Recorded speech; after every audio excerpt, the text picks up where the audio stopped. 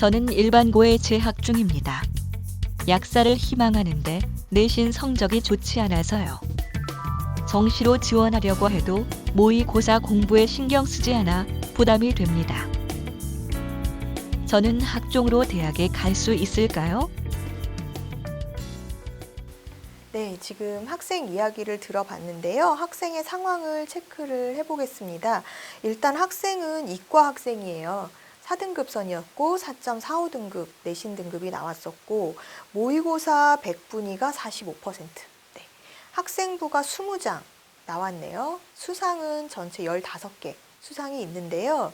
지금 수상 내용으로 보면은 영어 글쓰기 우수상, 또 손편지 대회, 양성평등 글짓기 대회에서 수상한 내용들이 있어요. 그래서 이과 학생이지만 이런 문과적인 소양, 즉 글쓰기에 좀 일가견이 있는 학생이구나라는 게 보여지고요.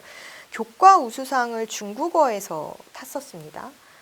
그리고 진로체험 보고서 대회나 진로탐구 발표 대회에서 수상한 내용이 있고 모범 학생상 등 인성 영역에 대한 긍정적인 평가를 받는 수상이 있었네요.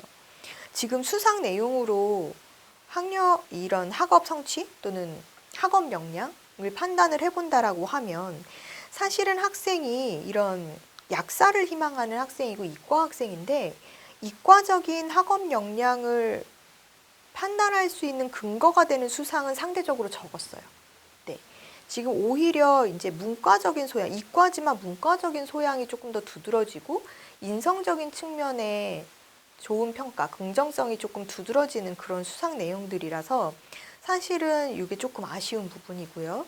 또 동아리는 이제 물리탐구 동아리랑 화학생물 동아리를 한 것으로 보여져요. 그래서 물리탐구 동아리가 1학년 때 있었는데 아마 2학년 때 진로를 감안해서 화학생물 동아리를 바꿔서 참여했었던 것으로 보여집니다.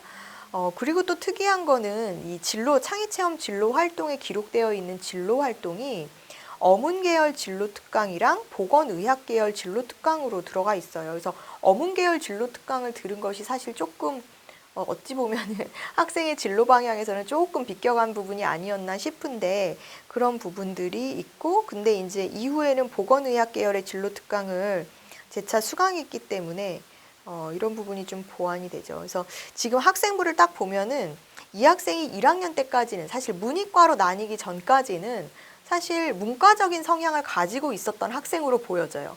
그런데 2학년 때 이과를 선택해서 나는 약사가 될 거야. 화학 관련 학과로 가야지. 이런 꿈을 설정했었던 것 같습니다. 학생하고 이야기를 나눠본 결과 학생이 이런 의학, 약학, 신약 개발 이런 쪽에 관심을 갖게 된 이유는요.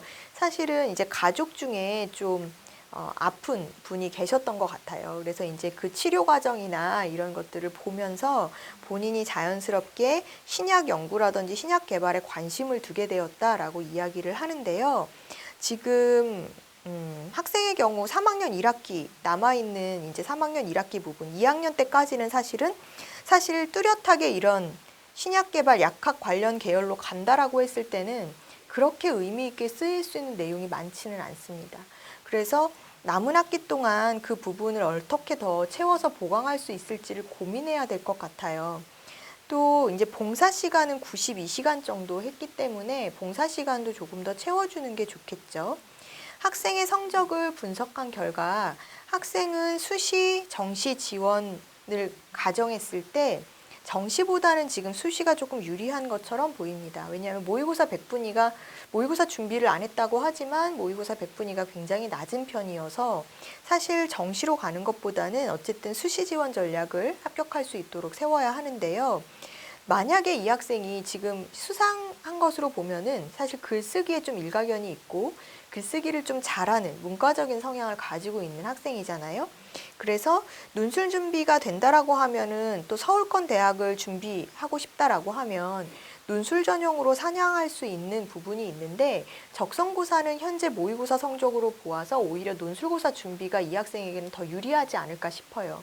다만 학생이 자연계열로 논술고사를 본다라고 하면 수학과학 논술이라서 이 부분을 얼만큼 잘 해낼 수 있을지가 관건입니다. 즉 글로만 풀어 쓰는 형태가 아니고 단순히 수학 문제를 풀어내는 서술식으로 푸는 문제의 이제 논술보다는 자연계열 논술에서도 융합 지문을 활용해서 글쓰기를 해내는 그런 논술고사의 형태를 치르는 학교를 지원하는 것이 더 유리할 수 있습니다.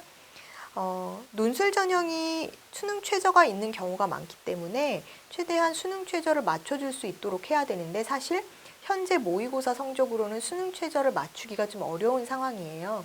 그렇기 때문에 학생은 어쨌든 지금 상황에서 수시에서 볼 수 있는, 수시에서 지원할 수 있는 4개 전형 중에 현재 상황에서 나에게 가장 유리한 게 무엇이냐라고 묻는다라고 하면 지금 상황에선 학종밖에 없을 것 같아요. 네. 지금 말씀드렸던 이런 상황들 때문에 사실은 가장 남은 기간 동안 효율적으로 대비할 수 있는 전형은 학생부 종합전형이지 않을까 하는 생각이 듭니다.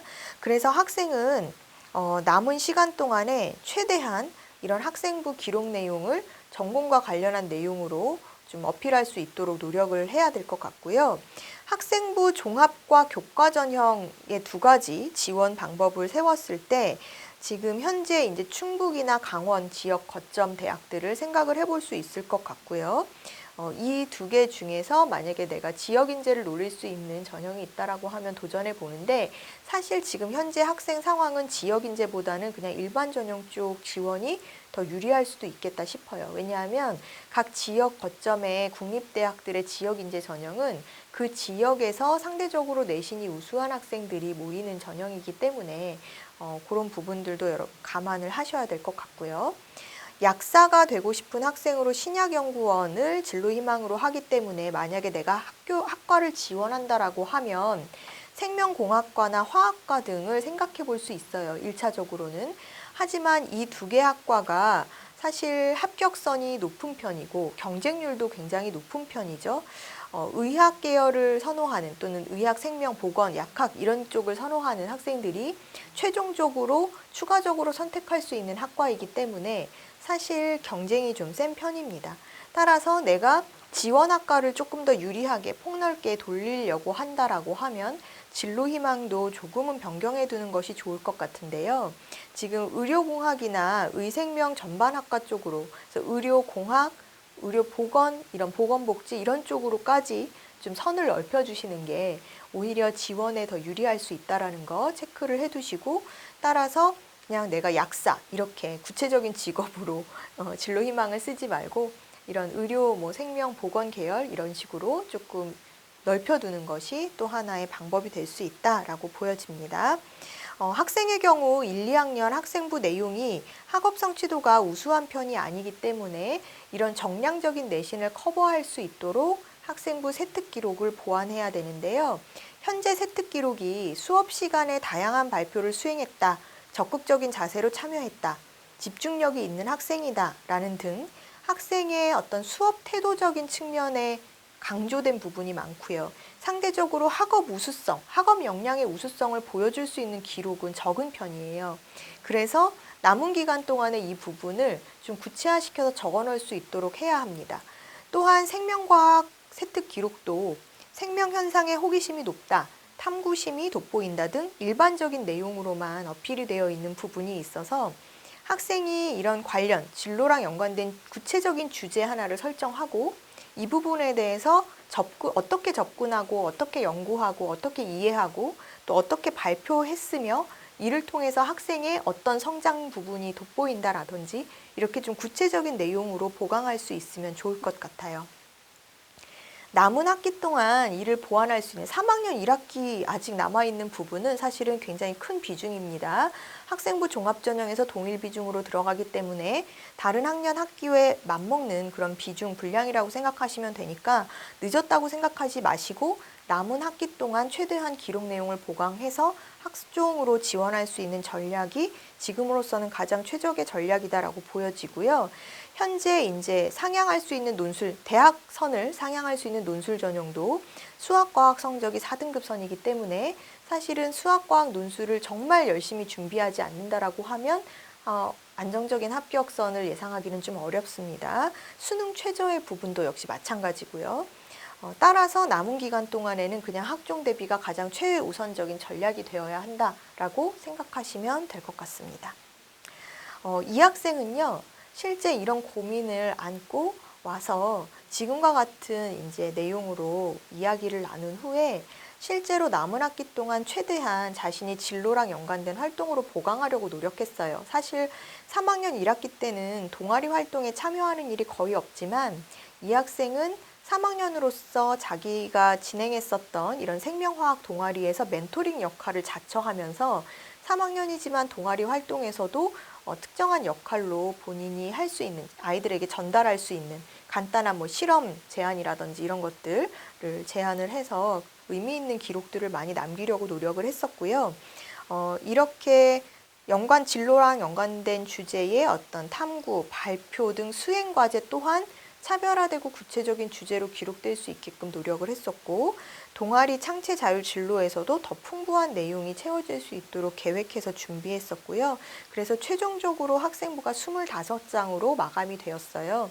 그리고 최종적으로 역시 학종 지원에서 성공했습니다. 그래서 학종 지원으로 메디컬 공학과에 합격했었던 사례입니다.